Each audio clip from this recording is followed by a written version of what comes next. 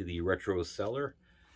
It's been a few months since we last did an episode, but here we are back at it, where today we will be covering the Anbernic S-100, also known as the Powkiddy v90. That's essentially what it is. The site Banggood, where I purchased it, is selling it as Anbernic, but I'm not really sure if that's what you should call it. It's basically been unbranded, whereas the Powkiddy v90, it has a sticker there that says Powkiddy on it. This just says 64 bits, so it's essentially unbranded, but it's basically a Powkiddy v90. And basically what it is a clone of a Game Boy Advance SP, that of which I actually have one here, so you could see a comparison. It's basically the clamshell design, slightly different in size and obviously different button configuration, but that's kind of the look they're going for.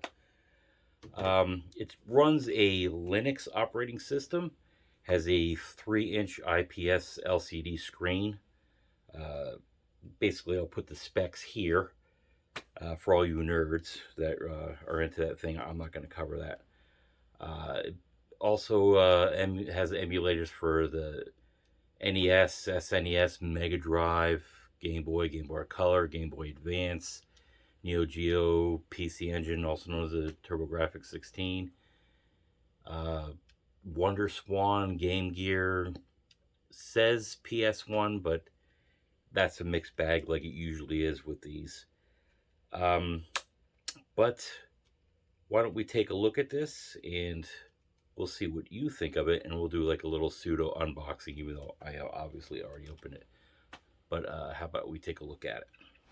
So here we have the box.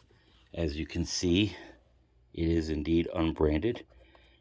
It says neither Powkiddy or Anbernic on it. Basically that it is made in China. That's about it.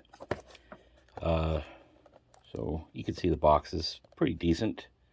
Gives you minimal specs and a button layout. But why don't we pop this bad boy open? And there is the system, of course, which we will take a closer look at. And inside, you don't get much. Let's get this out. So you got something which was actually a surprise to me, in that it has a USB-C cable.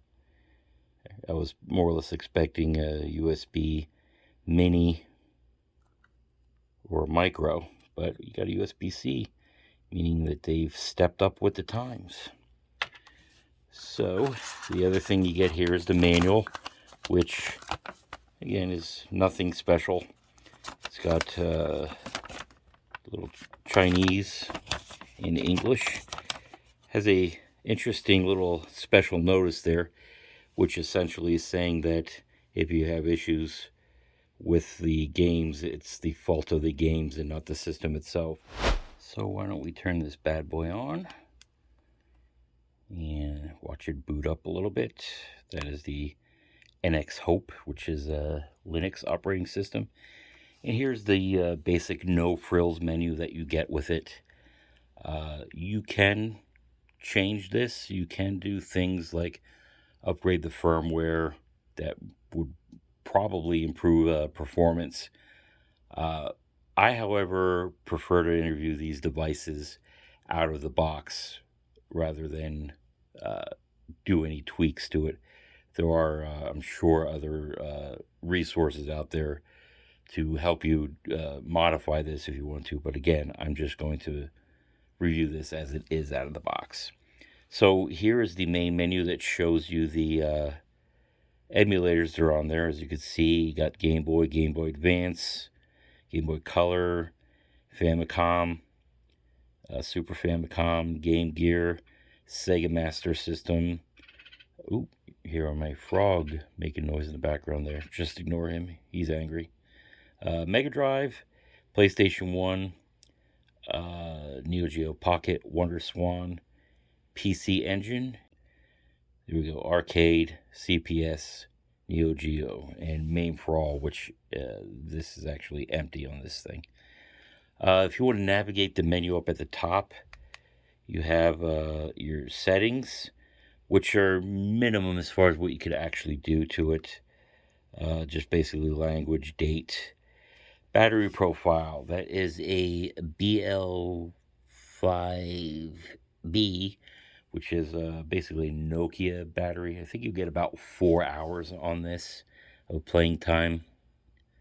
You can set up your screen timeouts, CPU settings. You can't really do much. You want to get back, you hit the B button. Skins, you can change, just basically changing the wallpaper. Here's the power. The best way to turn this off is to come to this screen and power down from here, similar to how you would do with a computer before you turn off the power switch. That basically will prevent any faux pas if you do it properly like that. Here's some pre-installed games. What do you have? Like Tombstone, Wolfenstein 3D, Quake 2. I haven't really tooled around these yet. But why don't we look in some of these games here? See what we have in Game Boy. So one of my favorite Game Boy games of all time is Super Mario Land, which, hate me for saying it, but I think is the greatest Super Mario game of all time on any system. But that's just me. Or wouldn't it have been nice if the original Game Boy came with a nice backlit screen like this? So if you want to back out of a game, all you have to do is hit the reset, and it takes you to this where you can save your games, load your games. It has various minimal options what you can do with it. Or like this, hit the quit button, and it takes you back to the emulator menu. And if you hit start, it takes you back to the main menu. Here's Pac-Man for the Game Boy Color. Well, this isn't very good on it, is it? The way it scrolls like this, but I guess it's because of the aspect ratio issues.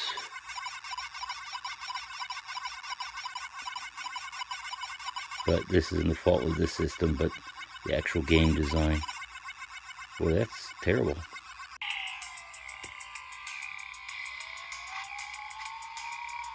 Game looks pretty good.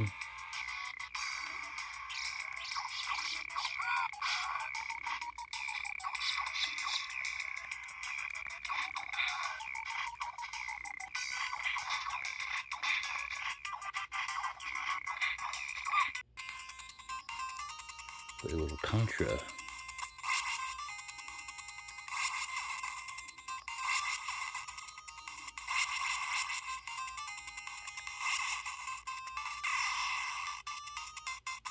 And see what hit me.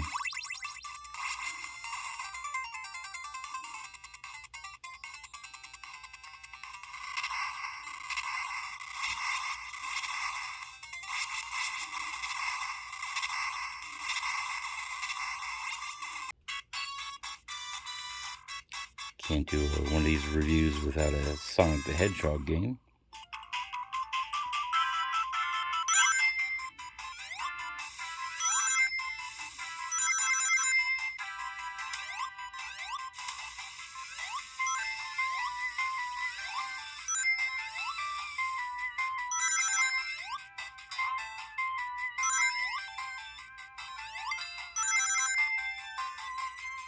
See, it emulates it pretty darn well.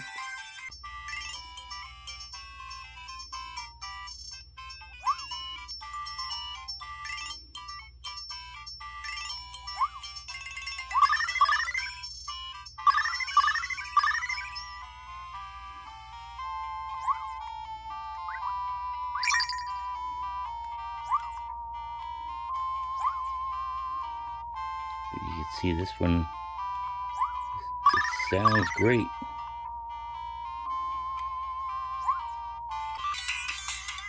Little road rash for the Mega Drive.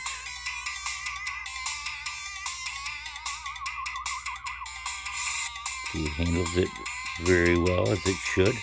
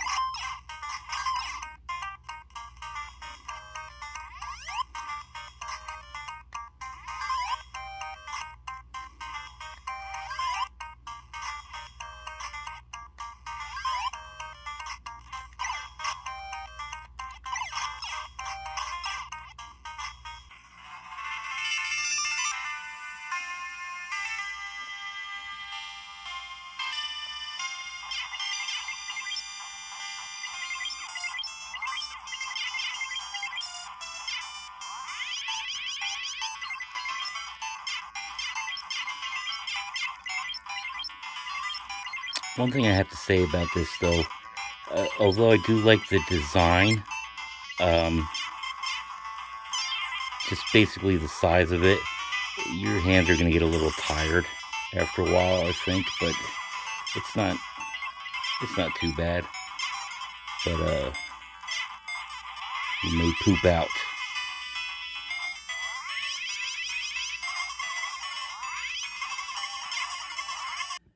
So here are with some PS1 games. As you can see, it has about 20, 1, 2, 3, 4, 5, 6, about 27 games, 28 games. Obviously, they're just going to put on ones that they think can actually run on this system. Again, it's going to be a mixed bag. And listen to that.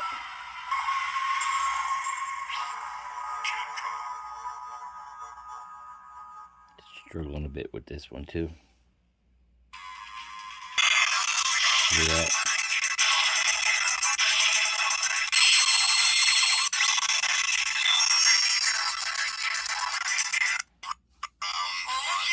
Here we are, PlayStation 1.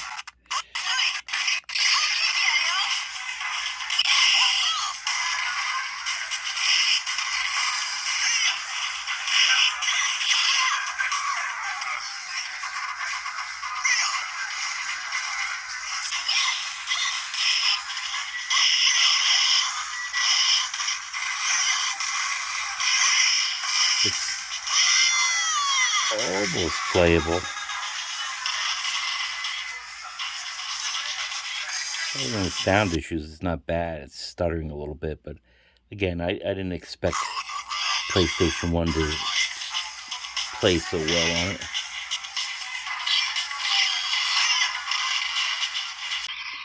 So here is 1941, and there's a slight issue with this one.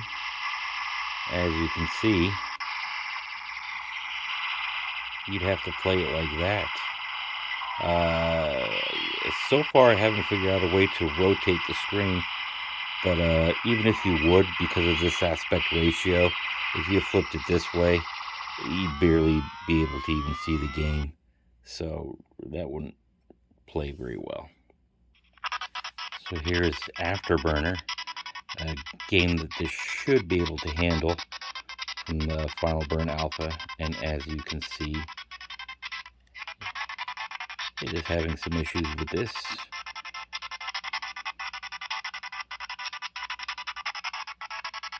Really bad issues with this. This is actually disappointing, because this is unplayable.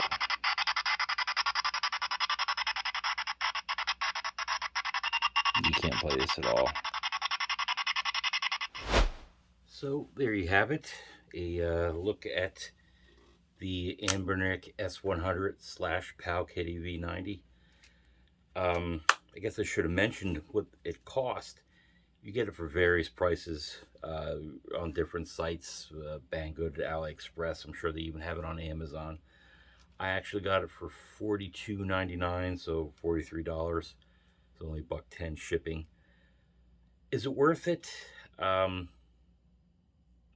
I think it was. Like I said, it's not the greatest of quality. Doesn't play PlayStation games, and some of the Final Burn Alpha games don't function well.